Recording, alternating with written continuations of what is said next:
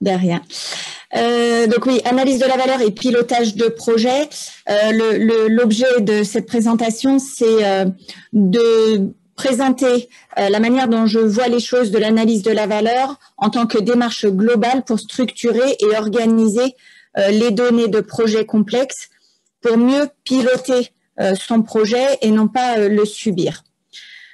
La démarche d'analyse de la valeur telle que je la vois très classiquement est une démarche que je présente en 3 étapes majeures. La toute première des étapes est une étape de cadrage où il s'agit de regarder avec l'ensemble des parties prenantes quel est l'objet du projet ou du système qu'on va étudier, d'identifier pour chacune de ces parties prenantes ce que j'appelle des critères de valeur et de définir très précisément le périmètre du projet. Donc, quel est l'objet du système que nous allons étudier. Donc, c'est en gros, quelque sorte, faire une grande photo du système à étudier et de l'organisation à mettre en place pour mener à bien le système en tant que tel. Donc, je fais le distinguo entre le système pour faire et le système à faire, pour reprendre un vocabulaire de l'ingénierie système. Donc là, dans le cadrage, on est dans le système pour faire. La deuxième des étapes est l'analyse fonctionnelle. Pour cette analyse fonctionnelle, donc là, on rentre dans le système à faire et on va décrire assez précisément à quoi ça sert le système qu'on est en train d'étudier. Donc, c'est sur la même thématique que ce que vient de nous proposer Sandrine, faire une analyse fonctionnelle avec l'identification des fonctions, leur organisation, leur caractérisation avec ce fameux CRINIFLEX, critère niveau flexibilité, et également la hiérarchisation des fonctions pour leur donner un ordre d'importance.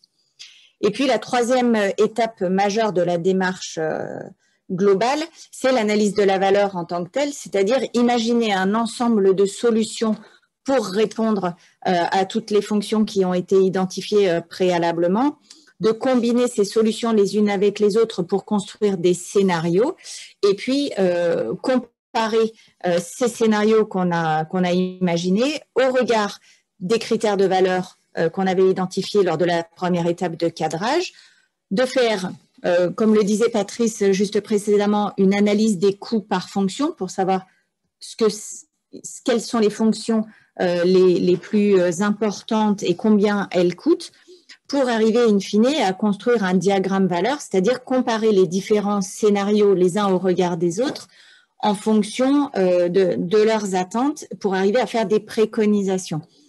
L'objet, de mon point de vue, de cette démarche est principalement d'aider à la prise de décision et de faire de préconisations à des décideurs qui prendront l'orientation d'un scénario ou d'un autre au regard des justifications et de la démarche qui produit des documents étayés pour pouvoir choisir.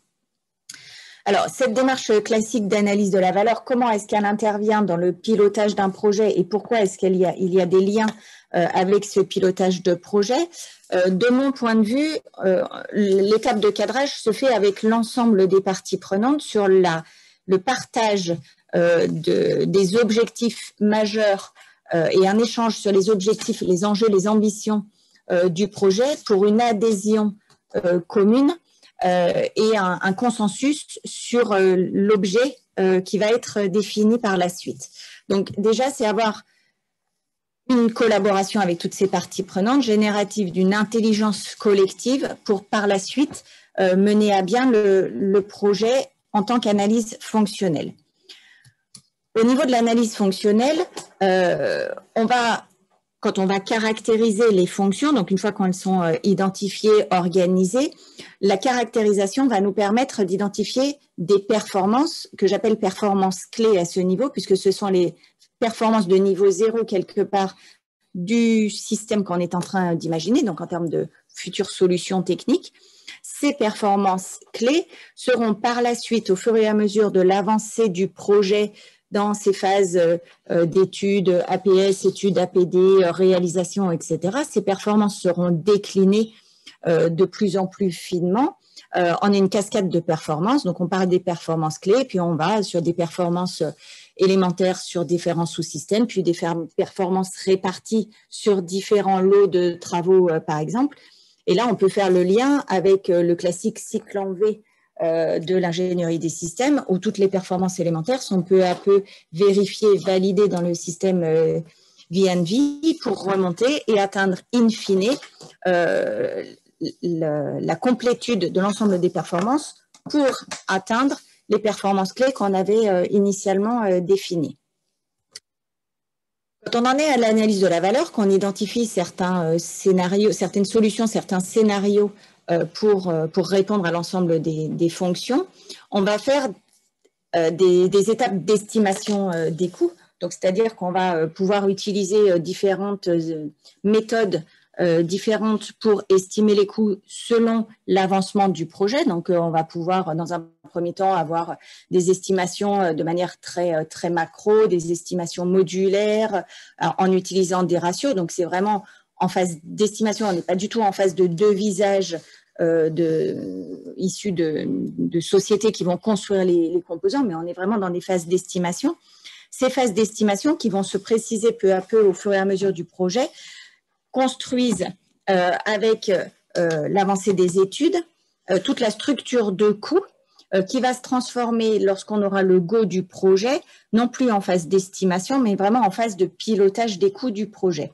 Donc, de mon point de vue, cette étape d'estimation des coûts est assez structurante et pose les fondamentaux du futur suivi des coûts pour arriver à piloter son projet.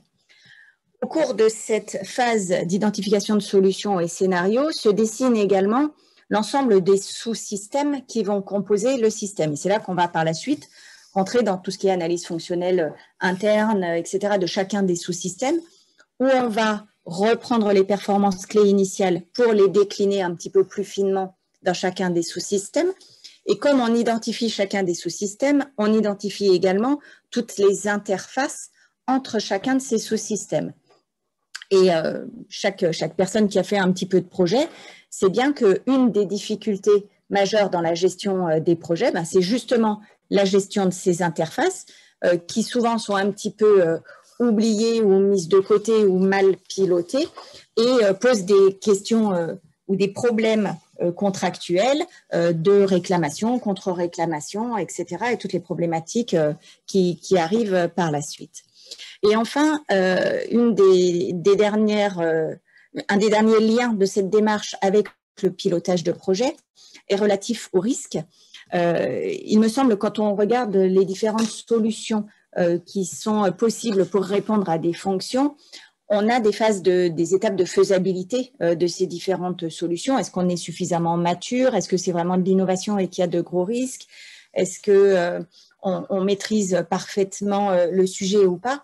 Toute la partie risque est également une des composantes du management de projet, où on peut faire un registre des risques avec une qualification, voire par la suite une quantification de ces risques, qui permet d'anticiper et de faire des provisions sur les budgets pour justement piloter ces risques.